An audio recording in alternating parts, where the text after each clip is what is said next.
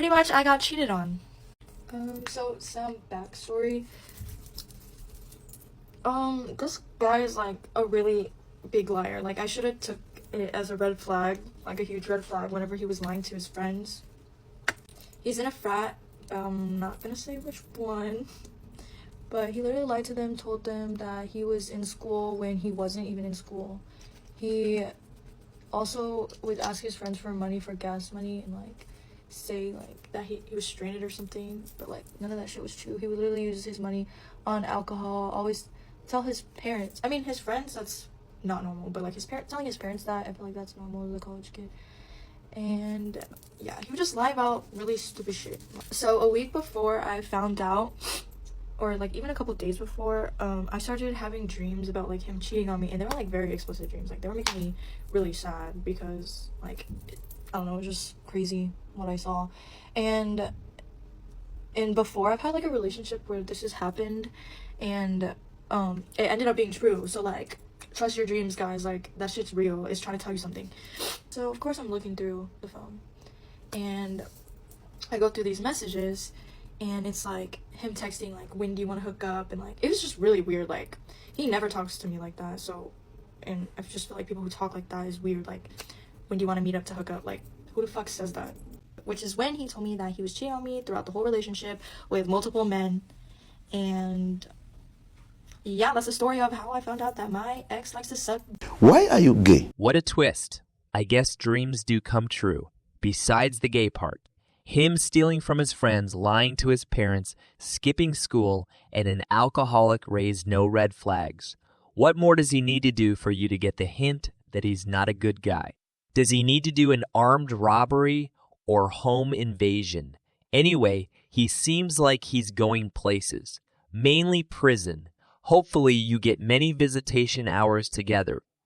Okay, so the other day I made a list of all the red flags in my last relationship that I don't really think I noticed at the time, but now looking back were very clearly there.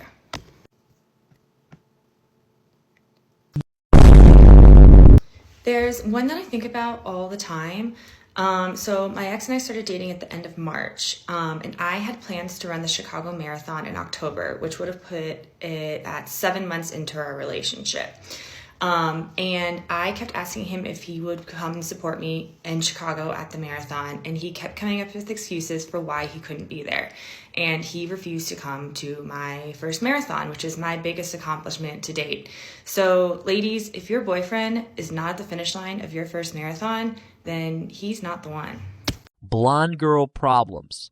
If he's not there for your first pumpkin spice latte, he's not the one for you. Those marathons are in the middle of the day when people have jobs or things to do. Plus, he'll just be hanging around one block like a goofy, waiting hours for you to pass by, give a high five, then wait a few more hours for you to finish.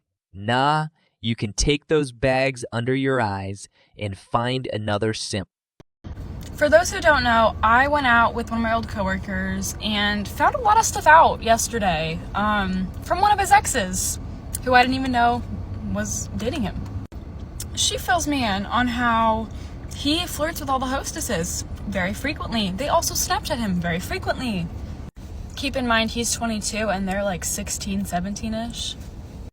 She then tells me that he was asking her how to break things off with me, not go out with me, and also told her that the date we went on wasn't a real date. So, this guy has been literally lying to me since we started talking, and it pisses me off so much. This goofy is getting her information from an ex. Of course, you'll hear the most biased accusations out there. If you had one bad date, keep it moving.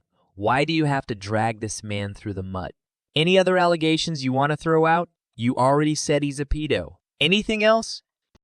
These are some signs that he is cheating on you.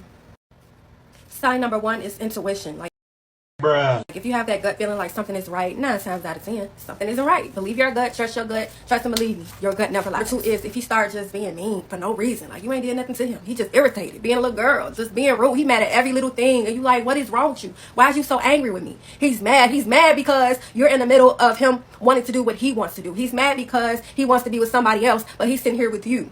That's why he mad, sis.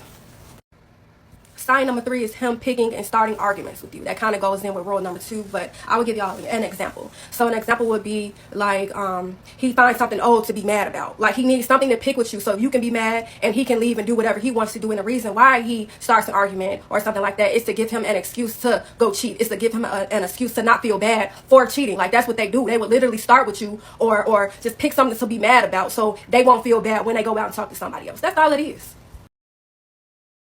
And sign number 4, he's a Taurus. Anyway, sign number 2 and 3 are the same thing. Him getting mad, and of course her having no part in it. But to me, it sounds like she's just picking bad relationships. Always arguing about nothing. Always looking to fight about something. Stay away from girls like this if you want peace and quiet. Is your advice for a 21-year-old girl? Have fun, don't get pregnant, and don't sleep with no dusty broke man. There you go. Sprinkle, sprinkle. And when you get about 24, start looking for lifestyle and men with money. There you go. More money.